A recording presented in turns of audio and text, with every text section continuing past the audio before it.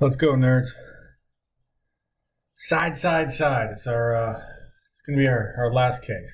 Remember, there's only one we can't find. That's angle. Side. We can get that. Law of cosines all day. So here we're just given solve the triangle. Once again, we got a is equal to 5, b is equal to 6, c is equal to 8. Your homework, they're gonna give you all kinds of random crap, fractions, decimals. I'm just giving you simple numbers. So here's a triangle. I made it somewhat to scale, but nothing I make is right, so really kind of take it with a grain of salt. But place things in kind of how they would go. But remember, you're probably not going to know what the triangle looks like before you start, so making just a generic is just fine. All right. Now, we have our 3 different formulas for the law of cosines, and we can use any one of them. However, I would want to make my choice off the right at the beginning, because there is one thing that cosine inverse, cosine inverse, it understands. It does. It gets it. Angles bigger than 90. You know what I mean? Those obtuse angles. You know those? It gets them. Remember how this thing was trapped between like 0 and pi? Or do you want me to, between 0 degrees and 180 degrees?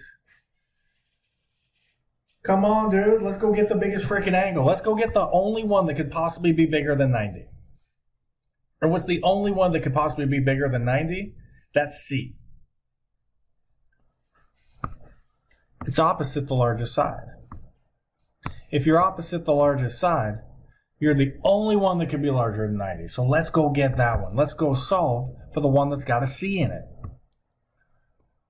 Let's go solve for this one. And now there is a formula, and you can go find it, that will solve it all the way out for your C.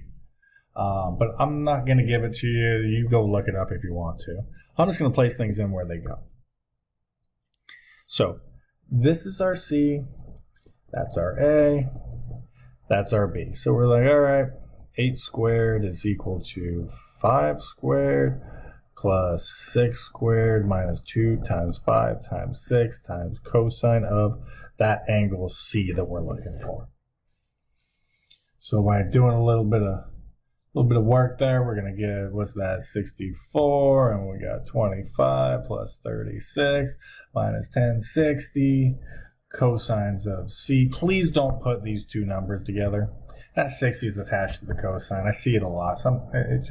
It can happen to the best of us. So this is 64 is equal to, that's what, 61? That's what, 61 minus 60 cosines of C. Sorry, I'm going so slow. It's basically going to end up looking like this. 3 over negative 60 is equal to cosine of C. If cosine is negative, if this part is negative, I subtracted over the 61, got the 3, divided out to negative 60. Since that's negative, we know for sure that that angle, because we're about to hit it with a cosine inverse on both sides, we know that that angle for absolute certainty is bigger than 90 degrees.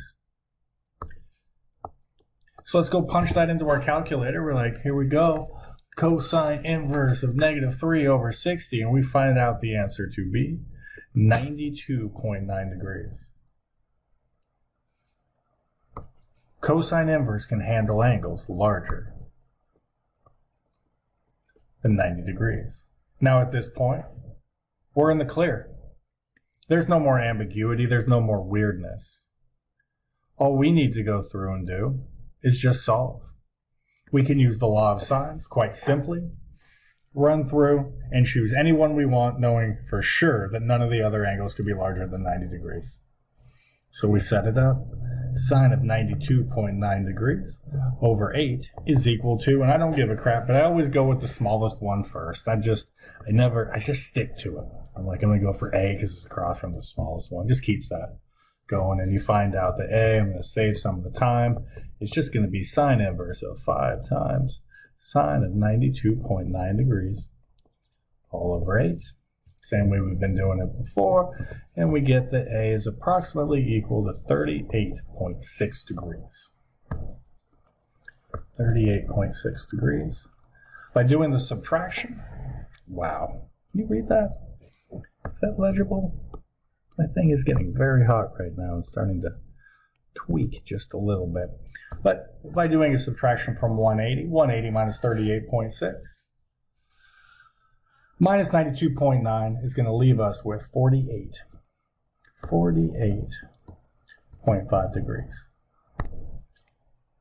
And there are our three angles. So that's our side. Law of cosines is great for angles larger than 90 degrees or any ones you suspect. Law of sines, good for small stuff. All right. See you with Heron's formula.